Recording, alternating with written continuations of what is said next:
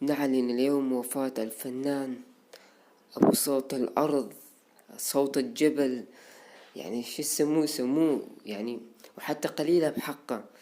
الصوت اللي يطلع صدق من القلب. الفنان ياس خضر، يعني كسرة بقلوبنا. يعني الصراحة أنا حتى شوي مخنوق، لأنه مثل هذا الشخص نخسره، فيا خسارة للوطن العربي وللعراق أصلا، لأنه إنسان قلبه طيب. هاي أول شي.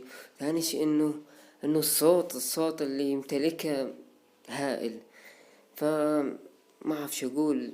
قبل يومين خسرنا الشاعر الكبير كريم العراقي، واليوم نتفاجأ بخسارة كبيرة هائلة بالفنان الياس خضر. يعني ما أعرف، يعني ما أقدر أسولف.